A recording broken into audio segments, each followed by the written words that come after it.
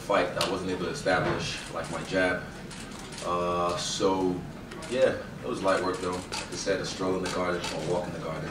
Paul also called you the best striker in the UFC right now at the end of the broadcast.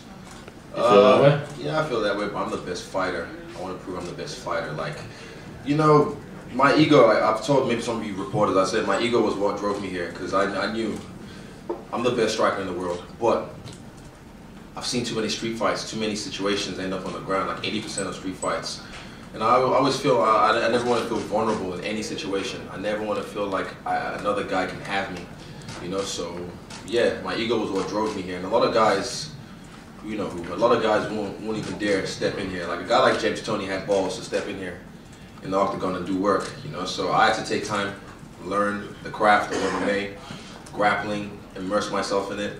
And that's all behind the scenes, so everyone that's picking against me, I can understand, you know, I forgive you, because you don't know what you do, you know. But hey, this is not striking, this is not jiu-jitsu, this is not boxing, this is MMA, the UFC. I think this is the pinnacle of combat sports. So if you want to prove not just the best boxer, not the best kickboxer, the best jiu-jitsu guy, if you want to be the best fighter in the world, this is where you prove it. And just to start walking through the fight a little bit, at the beginning, you guys got separated, you were yelling out. Was the guy grabbing your shorts at that point? If you, on your first exchange, when you come at me, and first thing he does is grab my shorts blatantly, and I kind of side looked, felt, did Herb see that? No, he didn't see that, all right. And the second time was so blatant, I was like, what the fuck, dude, come on. Like, if he's doing that so early on, you know he wasn't ready, you know he wasn't prepared, he was just clutching at straws, if you will. You know, he's just like, oh shit. He's panicking from the get-go. I already knew. Anytime he saw me outside of the cameras and stuff, he started talking shit. I'm like, dude, just save your energy. Don't worry, I'll see you tomorrow. But he was already panicking, so I knew he was gonna come at me. Yeah. Do you feel like you proved a lot by, you know, you stopped a ton of his takedown offense, or his takedown attempts? I've been stuffing takedowns behind the scenes. I've been stuffing takedowns in all my UFC. Excuse me. Pizza's coming up. In all my UFC fights, I've been stuffing takedowns, and yeah, I really, even the first one, because my wrestling coach Andre, he's a lot smaller than me, a lot sharper, so he came at me at a different frame rate. So Derek came at me at the slowest frame rate. I was just like, I was so surprised. I was like, oh, I was surprised that like he grabbed me, kind of how I go grab with the elbow. I went at him with just a different speed. So his takedown, the shot was so slow, so slow. And after that, I felt him against the cage. When he was on me, I turned him away. Like I spun around on him, but I felt I didn't really like the position I was in, so I let him turn me back. I let him, by the way. And then, yeah, I just did whatever I want after I broke away. And then just last thing for me, what do you think happens next? Dano is just up here, he says they have an idea. Do you know anything on the inside here? Let me bring up my case notes. So, you have, before the fight, I wouldn't tell a lot of you guys this. I didn't want to say like, oh, I want, you know, Chris Weidman was the only guy I felt if he won, even in lackluster fashion, but if he won in spectacular fashion, he would be the guy next in line. That's who I felt. But now that that didn't happen, you have Jacare, who has lost to both Kelvin and Robert. You know, who wants to see that again? Come on, no one wants to see that again. So then you go, who else? Now, Jared, he did well tonight. I didn't really see the fight, so I wasn't sure if it was a back and forth or if it was an ass whooping. Well, I know he did well tonight in the third round, but I got mine done in the first round, so yeah, I'll leapfrog that. And then you have Yoel, you know, didn't make it, unreliable. Rockhold, and also he missed weight. Yoel doesn't make weight all the time, so that's unreliable. Rockhold, he makes weight, but same thing, pulls out, unreliable. Pull out game strong. What else do we have? What else do we have? We need something fresh, you know, like something that just makes sense, like, you know, trans-Tasman rivalry. You've got the Aussies. If he wins, what's up, Guns? If he wins, you know, Robert, if he wins against Calvin, even if he doesn't, if Calvin wins, you know, we still do it. The Mexicano versus the Kiwi, the black Kiwi, the Niger boy. But if Robert wins, it just makes so much sense to do it in Auckland, Spark Arena. Because when I talked to Dana, like, after my last fight, he said, yeah, I want to make some crazy money. And I was like, yeah, so let's make some crazy money. And it makes sense. Rankings also, he was, oh, but the rankings, the wisdom of the ranking. Who makes the rankings? Can someone tell me who makes the rankings? Have you guys ever fought before? Yeah. We don't make them. Any of you? What? We don't. Like, press make the rankings. rankings. Oh, you guys is all. Oh, no, he did it. No, he didn't. Come on, man. Like, so, fuck rankings. I can swear here. Fuck rankings. All that shit doesn't make sense. it makes sense. Yeah, feel you. Testify. But what makes sense is what the people want to see, and the people want to see me. They don't want to see the same old dance, the same old shit, the same old guys who've had chances after chances at title shots. You know, I got told today I'm the only guy 4 fights in 2018 and winning, the only guy in the UFC. So that's an achievement unlocked. And come on, who else can you see? So he has his ideas. I know data can be persuaded. People can shift. They can make the people. They're the ones. So the people, if you want to see me, just let it be known, and they'll bend to your will. Up here. So congratulations. Thank you. Early in the exchange, you threw the question mark kick on the lead side. He wagged his finger. Later you threw the question mark kick from the rear side, and that's kind of started the downfall. Was that the second one? Was that when you saw the finger? You're like, oh, I'll show you kind of thing? So the first one, I didn't set it up enough. Like for people, you have to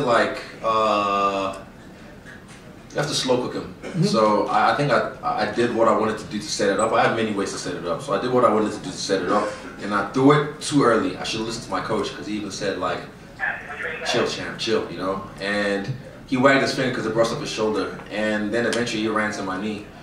And the second one was like a 4x2, so I hit him with the question mark kick and a punch straight away, and the punch was what dropped him, but the question mark kick was what distracted him. Would have rocked him as well, because he was already on jelly legs. He was doing the Dougie the whole time, from like, I don't know what time it was in the round, but he was doing the Dougie for about a minute and a bit. And I don't rush. Like I said, I'm not a bum like him. I don't bum rush. You saw how he fought Whitaker. He just bum rushed him. I don't do that. A lot of guys in the UFC, they hurt a guy, they smell the blood in the water, they just, and then they gas out. I pick my shots like a surgeon. I look, and I wasn't even hitting him hard, I was just touching him. All I want to do is touch him. I should say pause, but I'm going to say play. Fuck that. All I want to do is just touch him, and eventually they'll fall. Just touch the chin, everyone. I told him drop the chin or I will, and I did. Thank you. Over here.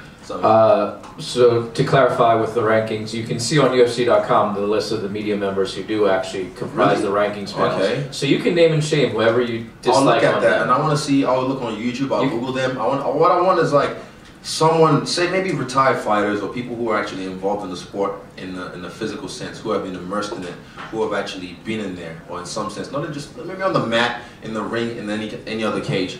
But if you're like someone who just doesn't really know much about the sport, and you start deciding like, oh well, this guy's better than this guy. I think this guy's what doesn't make sense. It's like the judging of MMA is getting better. Like I think they still use some boxing guys, but at least they're learning. They're learning the game now and not realizing like, oh, just because he's on top, he's winning. Oh, he's pressing forward, he's winning. You know, it's evolving. This is a new sport. This has only been around since 1993, so that's really small in the larger scale of things. But yeah, I'll look that up. I will. Thank you for the plug. I appreciate that. My question, were you actually really mad about the short grab? You know, you flipped him off. You're yelling at the ref. He's cheating. That's cheating. And he said to ref, only did it once. He did it twice. Watch the tape. Literally, watch the tape. He did it the first thing he did when he shot. He grabbed it on my right side, and now I just felt like, okay, Herb didn't see that. I kind of glanced.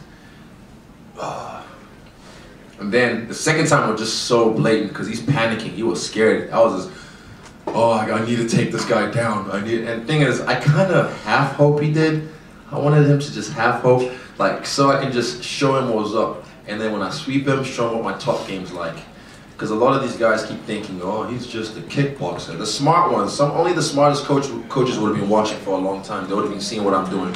And they would have been like, okay, this guy's getting better. And he said on something, I can't even remember, a story, or it's one of you guys' story, I just happened to see it. He said, oh, I see him beat Brad. I thought he could fight okay. Who's okay now? Who's skinny now? Huh? You got bodied by a skinny nigga. What you mean?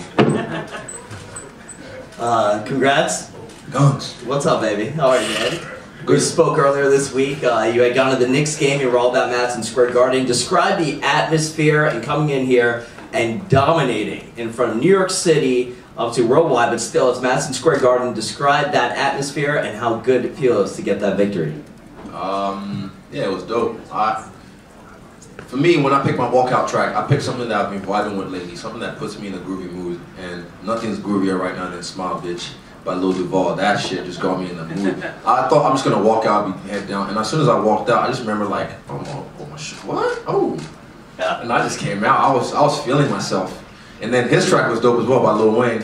Like yo, so he helped me out with that one. Played yourself. But yeah, I just felt, and even in the cage, he was trying to look at me and start. I could read what he was doing. He's like, he came in, ran past me, kind of glanced a little bit, and then when he got to his other side, he's like, okay, I'm gonna look at him now. I'm gonna stare at him. Whoever looks away first. I'm just like, and I lull him into a little soft thing with like smiles. I just made him look into my eyes and just hypnotize him a little bit, and then just hypnotize him, and then he just kind of like got shook. And Bruce Buffer came in, and I just did my thing. But yeah, I love the vibe, man. It was beautiful. Like after the fight, when it was done, I always wait till it's done. You know, I hit the shaku shaku and the guara guara, then I give him a little gallop, and I just soaked it all in. I chased that dragon. That's like since my debut and my first fight. Every time like you do something crazy, people roar, and it just fuels your energy. It just fuels your soul, and it's just like eventually one day all this shit's gonna go away, and I'll be okay with that. Don't get me wrong. I can go cold turkey anytime, but. Oh, I love that shit, man. Honestly, it was so beautiful, just soaking that atmosphere. So, I'm still gonna go home. Where it really dawns on me is in the shower when I had my first shower, because that's when you're alone with your thoughts, and then you get to like just. Oh, and the next time, can you put me in a better hotel, please, or a better room? Because the last time in Vegas, I was at the Park MGM. I got the best suite adjacent to my coach's, like a connecting joint, and the shower was like, yo. I said so much room for activity. It was so big I could just run around, do laps, and that was fun. I just laid on the floor and let the water run all over me, and that was really good just to meditate and just chill in there and just breathe and soak it all in. So yeah, I'm gonna do that in the shower anyway. But yeah, I enjoyed it. I love the vibe. 4 wins, 8 months. I mean, you've been crushing it. You're a huge, you know, not an up and comer because you've been busting your ass for years. Obviously, the diehards know it for sure. Are you going to take some time off now? I mean, you kicked off the pay-per-view. What's next? Do you think you deserve like a co-main event now? Are you going to wait out 5 months before you fight? Will we see you in January? All right. Main event. But like, are we talking January? Are you going to wait till June or until it happens? What do you think? So the last 2 Christmases, and it's summer in New Zealand. It's going into summer right now. The last 2 Christmases in summer in New Zealand, I haven't really enjoyed it like I would because I've had to train through it. You know, I've had a fight in January or February, so I just work through the holidays and I have a little fun along the way. But fuck that shit this time. I've got my friend's wedding in Ireland. Both of my friends, they're getting married in December, so I'm gonna go over there. I'm gonna do a little Europe tour and just, yeah, I can't get fat, I try, but I get a little swole, a little chunky, but I'm just gonna eat the great food over there, drink, and enjoy myself. Like literally, you can't. And I can still, don't get me wrong, if Adelaide's not far away, yeah, I'll bring my mouthpiece just in case, but yeah, for me it's smart just to take my foot off the pedal, cause, oh, breaking news, I almost pulled out of this fight. Look at, like literally 3 days, like maybe 2 days away from pulling out this fight. I was limping, like you can ask Dan Hooker, people at my gym, I had like the baddest, and I'll post a video it'll make sense, but my knee was so inflamed. And shout out to my dad. My dad was a smart one in this one. He kind of like said, just take some time off, take a week off. And then Eugene agreed, said, okay, we'll take a week off and we'll see how we feel. Then we'll make the call. And within 3 days, my knee was getting better. It was getting better. Then I had a cortisone shot on like 4 days later. I checked with USADA, checked with the snitch, golden snitch real quick. And they said, yeah, that's cool. And then, yeah, 3 days already, it was feeling so much better. And then I go back to the gym and I started killing it. But I'm gonna have to have surgery just to like, take away whatever niggly injury it was, because I'm not a doctor. I can show you. He showed me on a bone thing and showed me what it was, meniscus on the thing with jiggy. Yeah. So I'm gonna just take some time off, really enjoy myself, soak it all in, and I'm coming back stronger. All you middleweights, stay ready, because I'll stay ready. Say 2 more questions for Izzy. So just quickly, I mean, you mentioned that you wanted to be the fill-in for Feb 10th with the surgery. Obviously, there's no chance that you could be the backup for this Robert Whittaker get Kelvin Gastelum fight in Melbourne, Feb 10th. I mean, I've fought injured so many times for so many years. I'm being a lot smarter and I'm being a lot more proactive. You know, I see people like my chiro, my physio, and I get massages weekly. No happy ending. Just to make sure my whole system is running. Like, also I'm 29. I'm just about to hit my prime. When I was younger, I fought with broken I don't. I'm good at that, but I have to be smarter now. You know, this is the UFC. This is the big leagues. You can't come in and just come in with it. You avoid any kind of injury as you can. You know, but yeah, I'll see. I'll see how I feel right now, because I get itchy knuckles and itchy feet real quick. Like if I sit around for too long.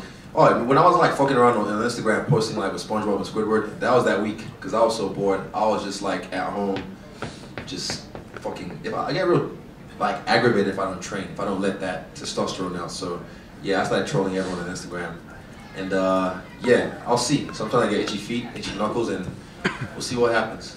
Just quickly, a name that you didn't mention yet, Anderson Silva. What do you think about a potential fight against Anderson Silva? Obviously, he's a legend of the game. Is that something that would appeal to you? It's normal. It's normal, you know. Yeah, Anderson, he got the suspended, got lifted, so he back. But I already called him out, kind of like they say, work till your idols become your rivals. And if not watching him at UFC 90, I've already seen him on the DVDs, but the first one I watched on pay-per-view live was UFC 90 when he dismantled Patrick Cote with just so many different styles and different moves, and then like telekinesis, this brain is his knee out, and like that was amazing. That made me like, if a skinny black guy can do this and just have this run, I'm a skinny black guy. I can do this and have this run. And from fight number 4, I just knew I'm gonna be the best at this. I already knew. So that fight interests me, but you know, we don't have to. Some of you know, I don't have to do it if I don't want to do it, because man, my man's great. Leave him alone. Yeah, let him be great. Final question. Meteoric rise is what comes up a lot earlier with Dana, and very intelligent when you speak, both, you know, with your trash talking. I do some dumb shit though. I do some dumb shit. Trust me. Trash talking as well as your fight IQ. What do you see your marketing ability in regards to moving forward with, you know, Derek Lewis getting a Popeyes shout out? Yeah. Do you see yourself branching off into that with sponsors, I should say? Well, we're in New York, and the New York Stock Exchange says Styles is all the way up, all the way up. All the people that said no, which one's on? Is that red one? Everyone that said no, everyone that said he's not what we're looking for, everyone that said maybe later, maybe, you know, the price is quadrupling every single fight. So you're gonna fucking pay me, fuck you. Done. Thank you. Thanks, guys.